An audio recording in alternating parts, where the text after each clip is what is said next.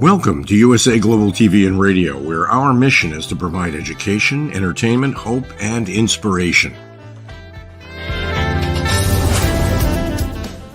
USA Global TV and Radio connects you with experts and audiences all around the world every single day to help you succeed in business and to live a richer life. Visit us at usaglobaltv.com to learn about career and life-changing training and mentoring programs like the Listening Mentor.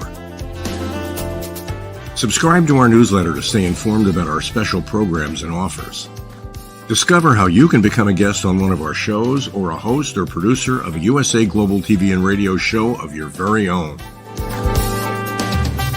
That's USA Global TV and Radio, where the doctor is always in.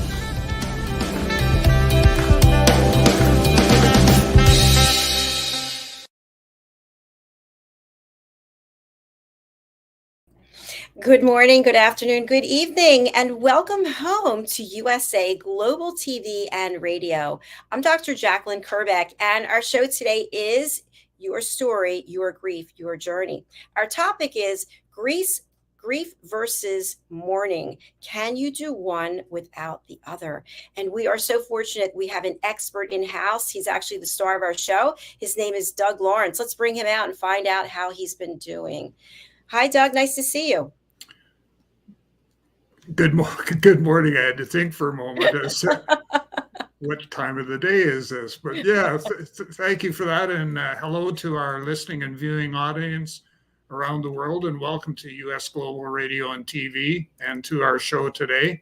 And thank you so much for taking the time to be with us. And just as a little bit of an inside tip is that if you're unable to watch the show today, please go to our YouTube channel, the USA Global Radio and TV YouTube channel, and you'll be able to find the show there and get caught up on what's taking place or going to take place today.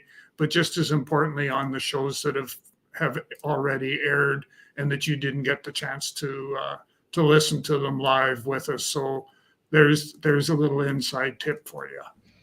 Thanks so much for that, Doug. We appreciate it.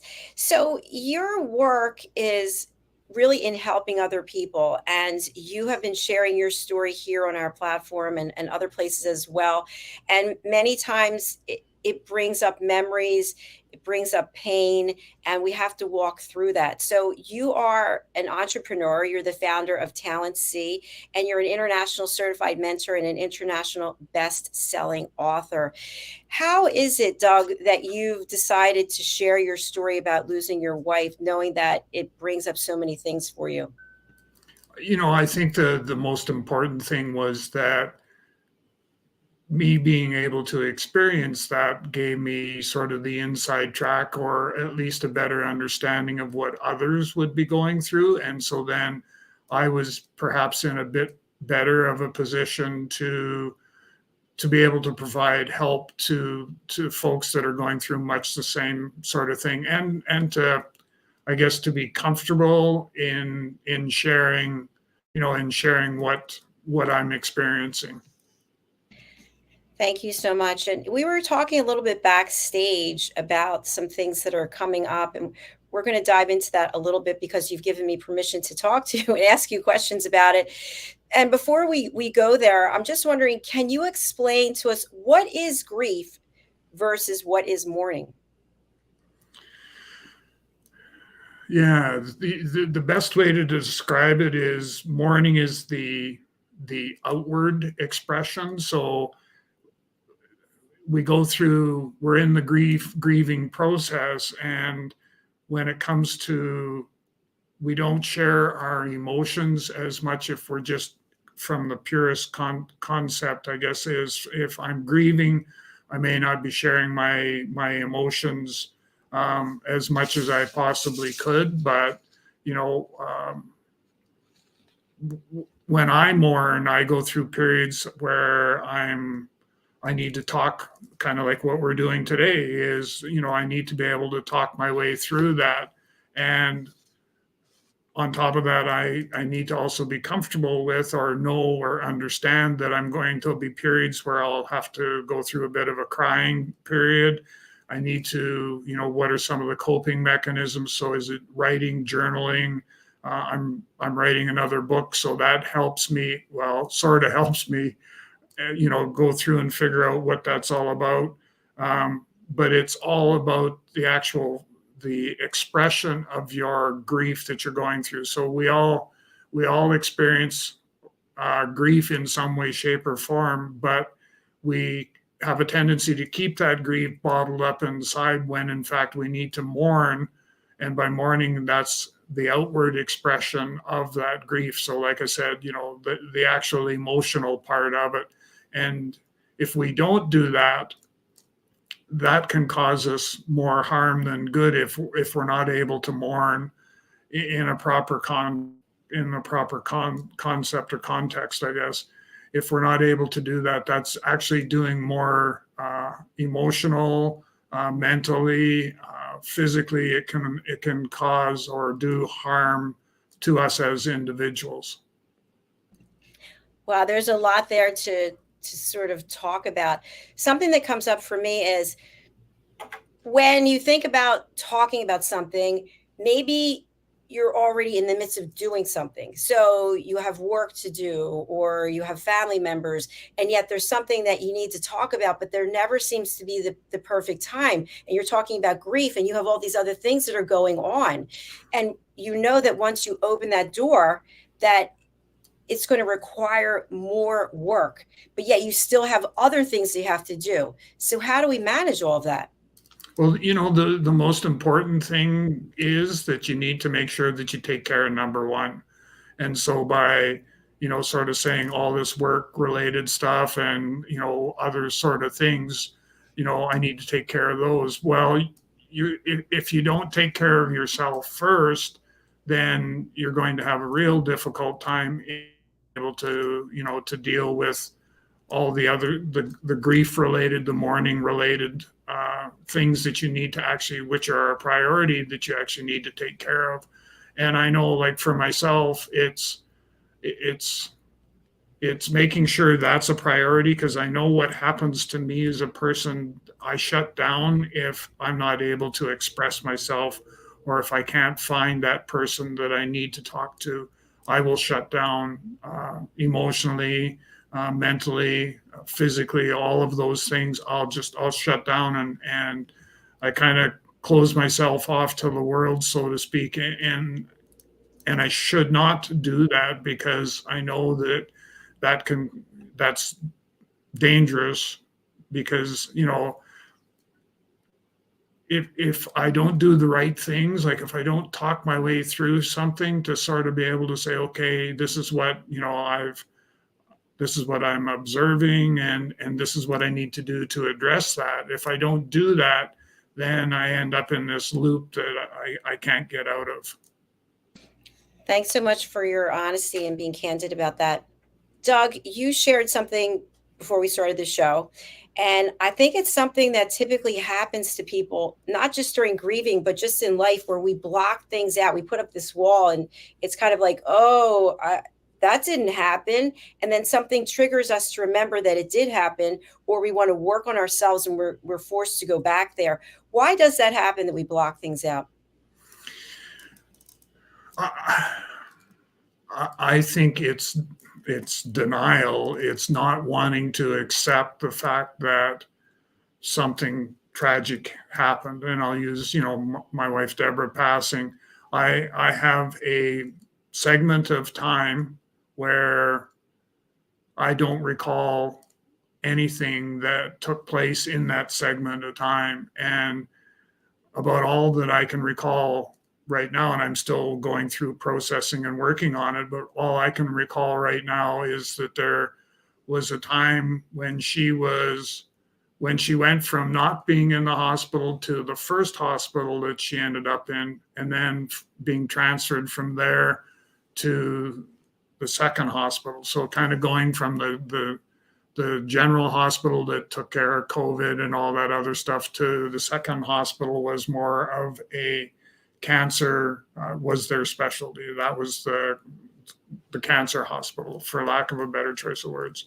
And so unbeknownst to me until I started reading this book, and it forced me to start to rethink things and kind of journal as I'm going through, and I'm reading the book, and then I'm pausing and I'm thinking about, okay, what does that mean to me, and whereabouts am I in my journey and stuff. And I was not able to recall a lot of it. In fact, even this morning, I was thinking about, pre-show conversation. I was trying to unlock the door, unlock my subconscious to let that stuff out, because I know there's more to our story than what I've already told. And a large part of that is the fact that I've blocked it out, and I blocked it out obviously because I keep telling myself that she's not gone. So, and I know that's not the case.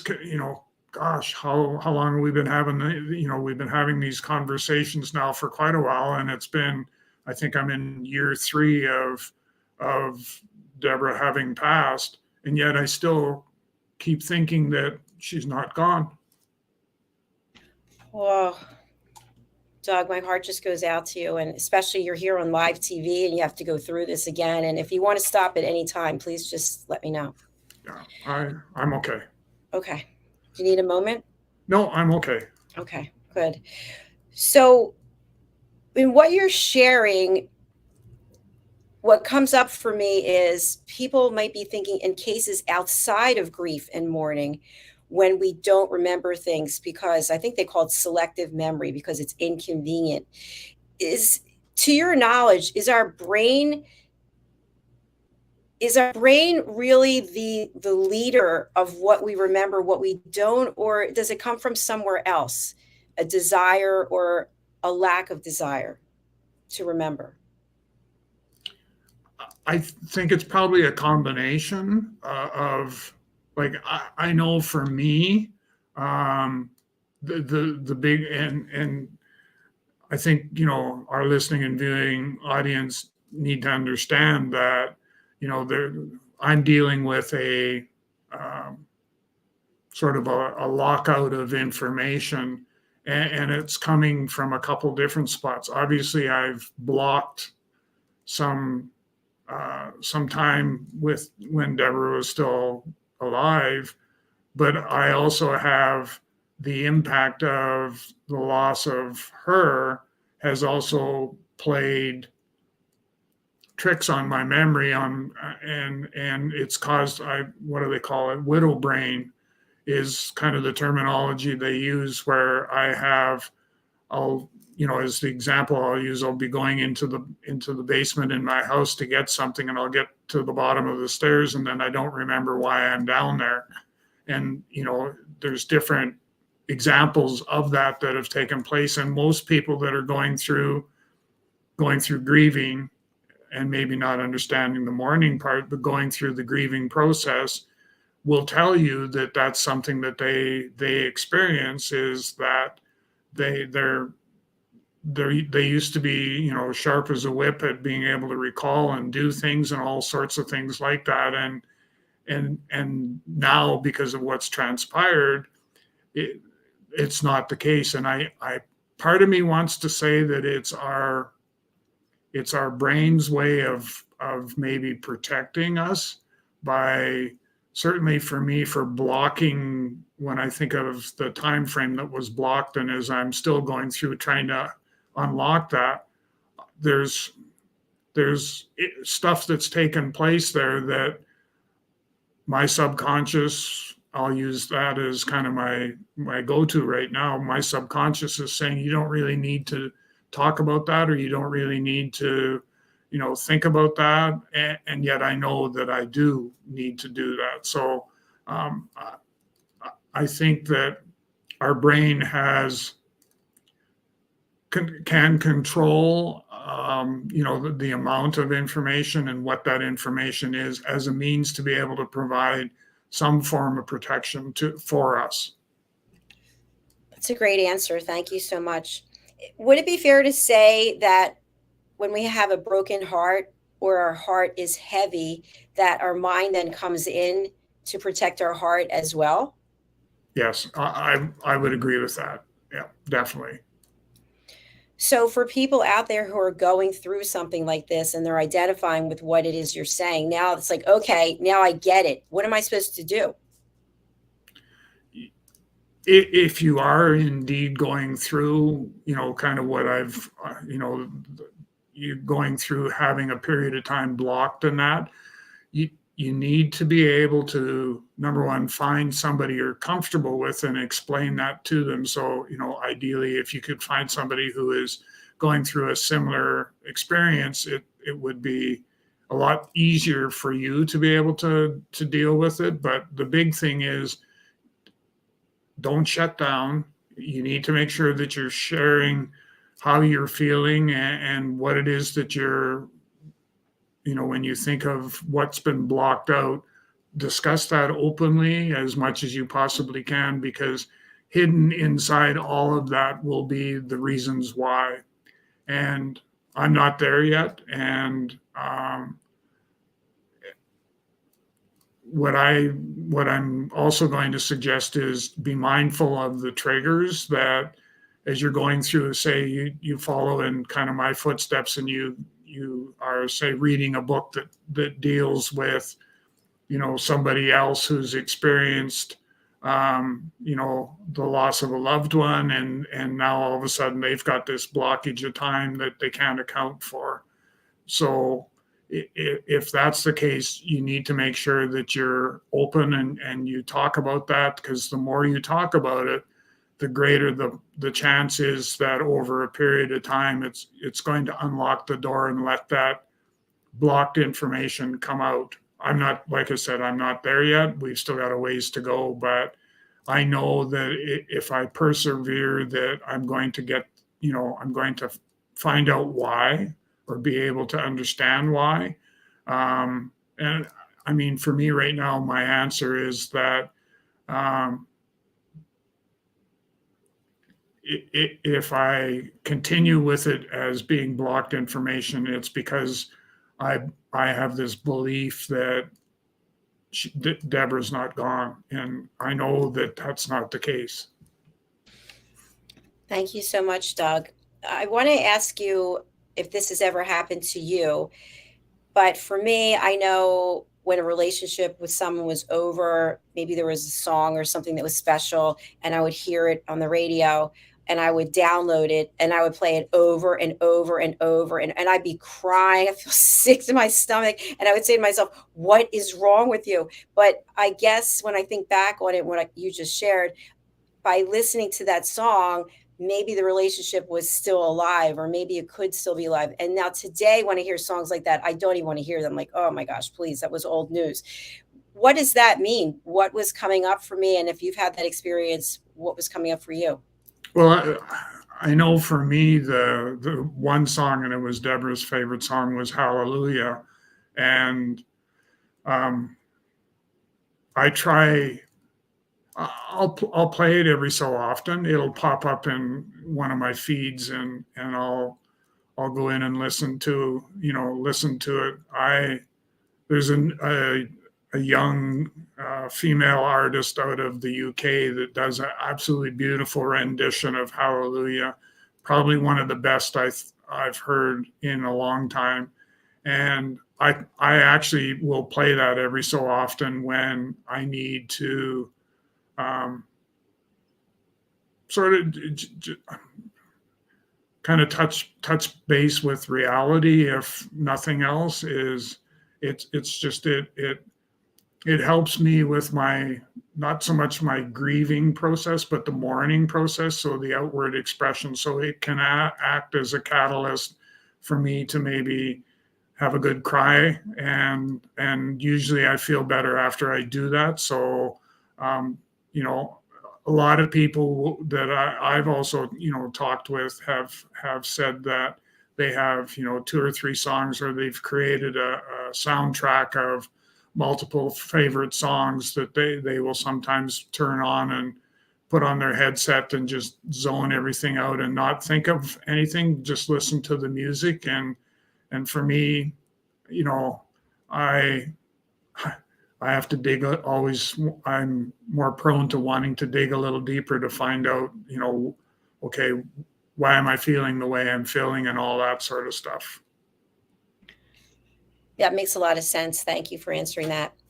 Something else that comes to mind, and we're not talking about your situation, we're just talking in general so we can help people all over, is do you think as humans, there's some part of us that is an advocate for punishing ourselves for something that we didn't do or something that didn't come to fruition? And so in our subconscious, when we do have a loss, there's part of us that just continues to beat ourselves up as opposed to walking ourselves through the process. I don't. I agree to some extent with what you're saying, and I don't know if it's so much beating ourselves up as it is sort of. And I'm going to take a shot at this, but how I would interpret it would be that it's not so much about beating myself up or anyone who's listening beating themselves up. It's more so about the idea or the aspect of I need to have that conversation, and it may not be a pleasant conversation because there are some things that I need to actually get out on the table. And so that's kind of the how I would view that. Yeah, it's kind of a tough one, isn't it? Because we don't want to think that we purposefully are torturing ourselves.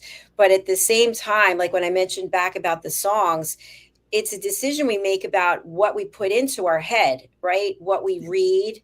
And you're talking about this book. You could be reading another book and having a different experience, but yet you're drawn to this particular book. And even though things are coming up for you that are very painful, you have decided you're going to continue to persevere and read it. And, it's normally for me, reading books is a challenge. So this one is one of the ones that kind of comes to the top because I'm having a difficult time, and I'm trying to figure out why, but I'm having a difficult time in putting the book down. So I need to, to read, keep reading, not keep reading, but I need to read a section and then put it down for a bit and go and do something else, just because of the emotional tag that it plays on my heart and my emotional stability, for lack of a better choice of words. So it's I think, that certainly our listening and viewing audience, if you do have a book that you get a similar sort of thing, you need to let it help guide you to where you need to go so that you're, number one, able to grieve, but number two, more importantly, be able to express your grief through mourning. And that's the most, that's what I hope you'll take away from any book that you get, is there are the two. There's grief and there's mourning, and mourning is how, that's the emotional part of the grieving process, and we need to do both. Thank you, Doug. And while someone's going through this, whether it's the actual loss of someone or career or whatever the case may be, where and what role does joy or comedy or humor play? Is that taboo while you're going through this process? No, I don't think so. I think that if comedy, humor, if that's something that you're good with and okay with, then I think by all means, you need to interject that where possible, to be able to use that as a coping mechanism. So definitely need to to have that. But if it's something that you're not that great at, then you need to figure out something else that's going to work for you. Would you say that there's some kind of unwritten formula about what you're absorbing, what you're reading, what you're hearing in terms of uplifting or maybe more functional to help you learn and see what's coming up for you and get through the process? So in other words, would you say, okay, you need to have some kind of levity in your life. At the same time, you have to have some realistic aspect of it so that you can find out if you're blocking anything. You can actually do the work that needs to be done so you can heal. Well, there is work that needs to be done for sure. You know, especially to, as I'm finding out, my ability to unlock things is not as strong as what I thought it would be. And so as a result of that, I have to work a bit harder at being able to get myself to a place where I can unlock some of those memories and perhaps better understand why I blocked them in the first place. Because then that's something that I can share with other people who are going through a similar, you know, experience and saying, and having all those questions that I've had, I now, you know, I'm getting there. I'm working on figuring out what the answers are.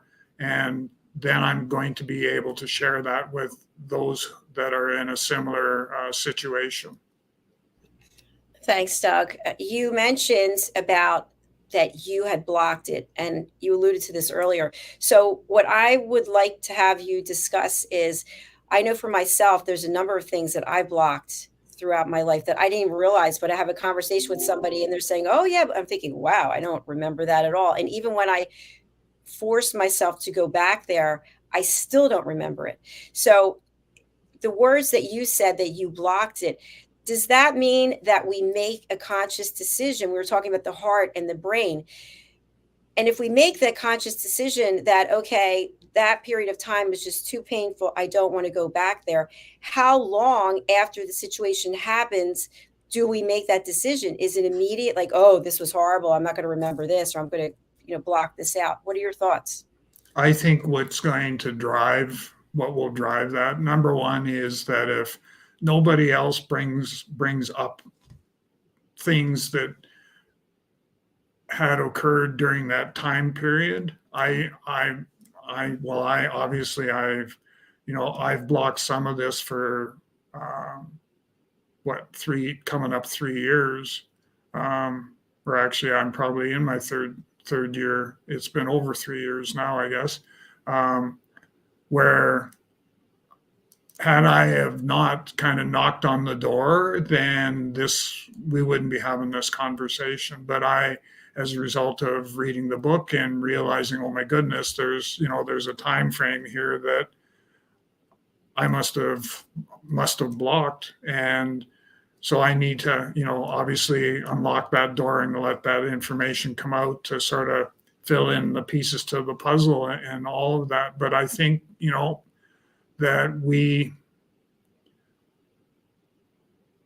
I would probably just leave well enough alone and would not be so determined on sort of figuring things out and trying to kind of get all the pieces to the puzzle in alignment. And that if I had not have, picked up this book and started to read it, and all of a sudden I'm getting a flutter of flashbacks, but only bits and pieces, not enough that I can kind of piece it all together. And so that's something that I definitely need to be able to do going forward. But I think that it's human nature being what it is that if I don't have to go down that rabbit hole, I'm definitely not going to go. Subconsciously, I'm not going to go.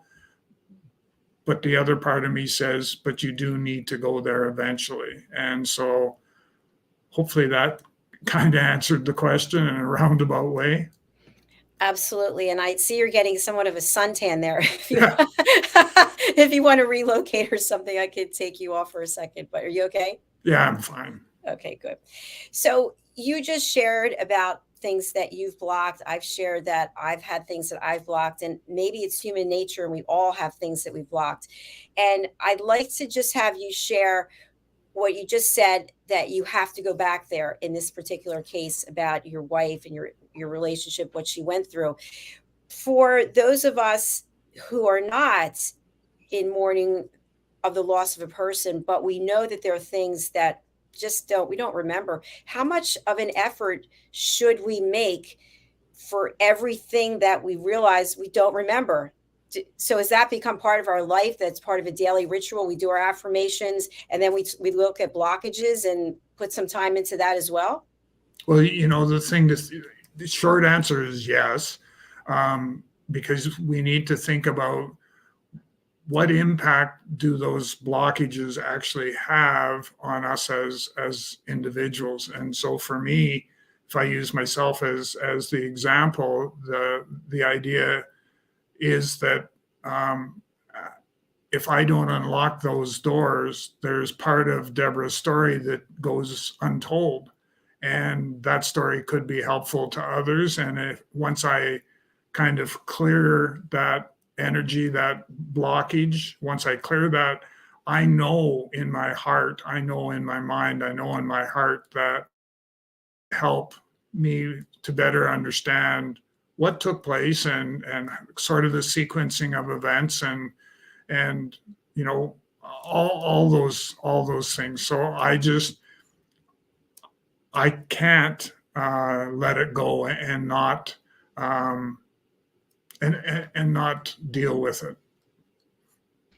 And is it possible, from the learning that you're having through this experience, that is a set of skills that can prevent you from having additional blockages in the future about other situations?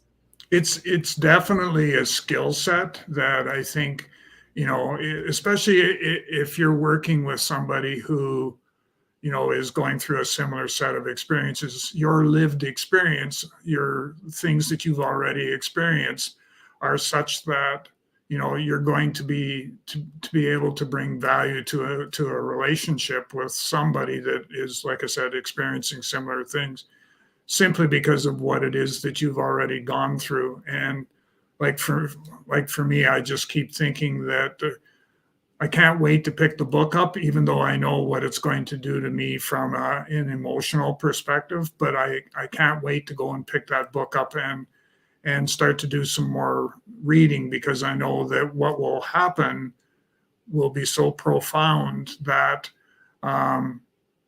it's worth the pain and suffering to get there. That's a really powerful point. Thank you. One thing that's coming up for me is when I realize there are things that I have blocked that maybe I want to go back there or I don't, I start to question my sanity. I start to question my memory. I start to wonder, is my memory going? And it's something that's a whole other set of problems. So how do we balance that to decide if it's something that our brain has decided to keep us safe, or we have a real problem with our memory? I don't think that it would be to that extent where, and I mean, it's a logical assumption that, I think I'm going crazy because I can't remember things and all that sort of stuff. That's a logical response.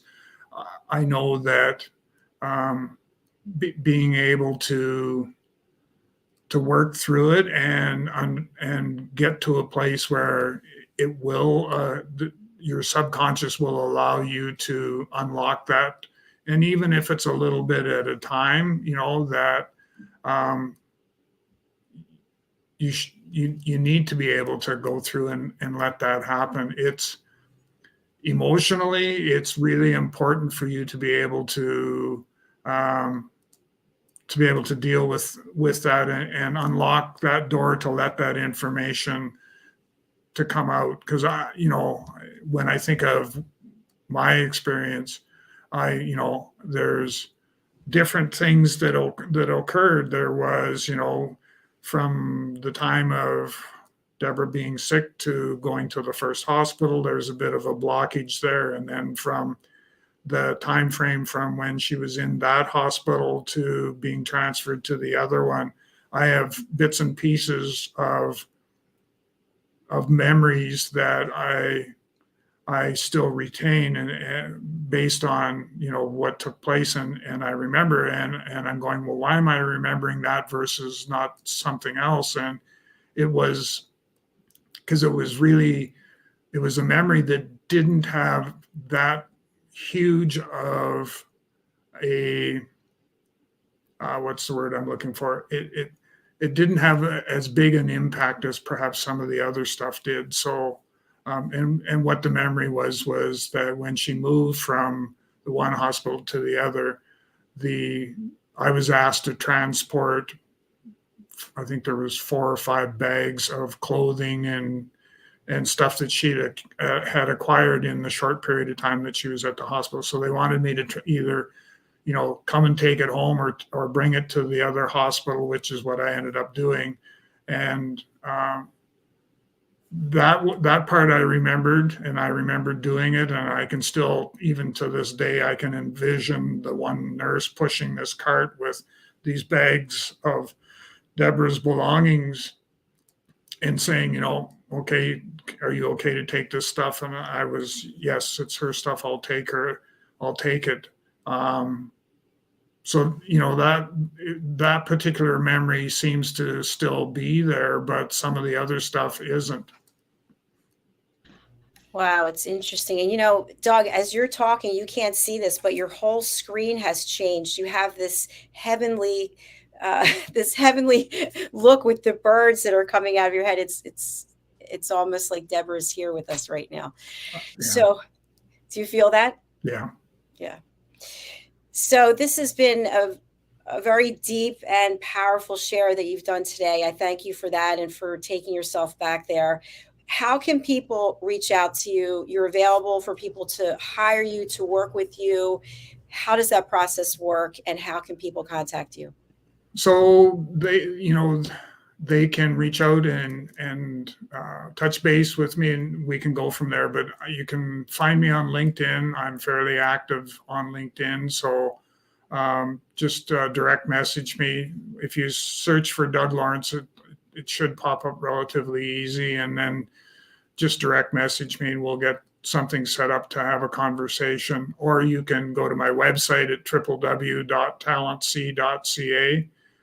So www.talentc.ca, and go to the contact page and reach out to me that way. But probably just as easy for both of us is just to send me an email message to Doug.Lawrence. That's Doug.Lawrence, LAWRENCE at talentc.ca. So the word talent, letter C on the end.ca, and send me a message and we'll set up a time for us to have a conversation, and you know, we'll figure things out at that particular time point about what our relationship can or will look like, and go from there. And for those of you that are interested, I do have a couple books on Amazon.com or Amazon.ca, so please take a look at those and see, you know, you never know, there may be a golden nugget in one of those 2 books that you'll be able to kind of take away from there. Absolutely. Thank you so much, Doug. And thank you for everyone who's watching. Please do reach out to Doug. His time is very valuable. He's spending it here, sharing his story to inspire someone else to come forward and share theirs. We'll be right back with our next show, which is stories of hope, inspiration, and overcoming adversity. And hopefully the sun will dissipate over you. All right. We'll be back soon. Thanks, everyone. Bye. Bye.